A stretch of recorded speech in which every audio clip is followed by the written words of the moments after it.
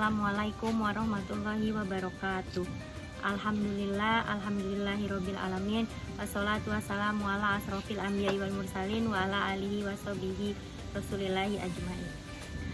Alhamdulillahirabbil alamin. Segala puji bagi Allah Subhanahu wa taala yang telah menciptakan manusia dalam sebaik-baik bentuk dan menganugerahkan kita akal serta hati nurani.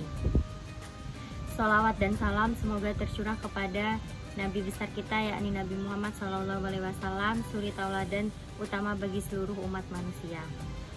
Baiklah, di sini saya akan membahas satu persoalan penting yang masih menjadi ancaman besar bagi generasi muda, yaitu penyalahgunaan obat atau dalam istilah lain biasa disebut dengan drug abuse. Penyalahgunaan obat di sini adalah penggunaan zat tertentu secara tidak semestinya, mau itu baik narkotika, psikotropika maupun obat keras lainnya dengan tujuan yang merusak, bukan untuk pengobatan. Islam sebagai agama rahmat sangat tegas dalam melarang segala bentuk perusakan diri, termasuk lewat penyalahgunaan obat. Terdapat dalilnya dalam surah Al-Baqarah ayat 195 yang berbunyi, وَأَنفِقُوا فِي سَبِيلِ اللَّهِ وَلَا تُلْقُوا بِأَيْدِيكُمْ إِلَى التَّهْلُكَةِ وَأَحْسِنُوا إِنَّ اللَّهَ يُحِبُّ الْمُحْسِنِينَ, yang artinya, dan janganlah kamu menjatuhkan dirimu sendiri ke dalam kebinasaan dan berbuat baiklah, sesungguhnya Allah menyukai orang-orang yang berbuat baik. Quran surah Al-Baqarah ayat 195.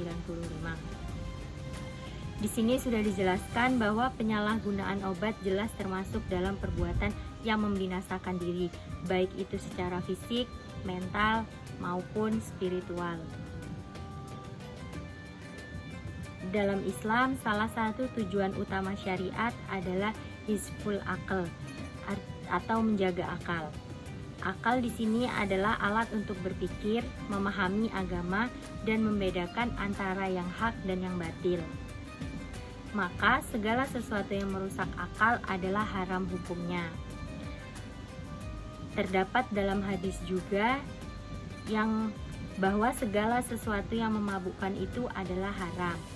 Nabi Muhammad SAW bersabda, kullu muskirin khomer wa kullun khomrin haram, yang artinya setiap yang memabukkan adalah khamar dan setiap khamar itu haram.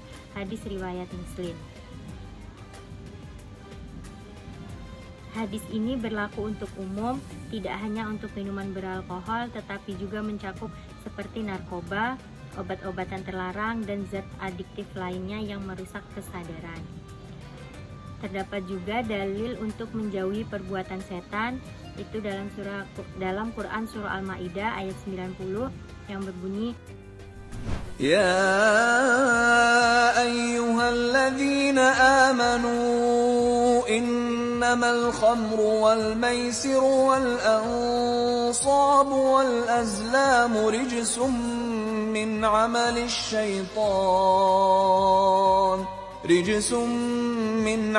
الشيطان فاجتنبوه لعلكم تفلحون.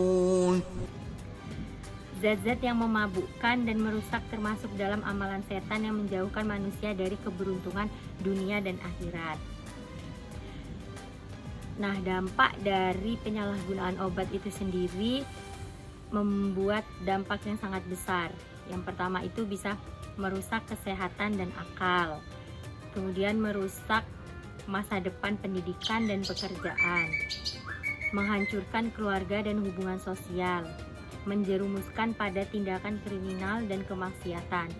Semua ini bertentangan dengan nilai Islam yang mengajak kita menjaga diri dan membawa manfaat bagi orang lain. Jadi, mari kita jaga diri kita, keluarga, dan lingkungan dari bahaya penyalahgunaan obat. Dan jika ada saudara yang sedang terjerumus, jangan dijauhin atau dicemoohin, tapi bantu mereka untuk bangkit. Allah selalu membuka pintu taubatnya. Dan Allah akan selalu menerima taubat kita walaupun berulang kali kita gagal dalam taubat. Gak usah khawatir. Kita dosa, taubat, Allah terima taubat kita. Kita dosa lagi, taubat, Allah terima taubat kita. 1000 kali kita berdosa, 1000 kali kita bertaubat, 1000 kali Allah menerima dosa taubat kita dan mengampuni dosa kita. Terdapat dalam Quran surah Az-Zumar ayat 53 yang berbunyi, A'udzubillahi minasyaitonirrajim. Bismillahirrahmanirrahim. Qul ya ibadiyalladzina asrafu ala anfusihim la taqnatu min rahmatillah. Innallaha yaghfiru dzunuba jami'a. Innahu huwal ghafurur rahim.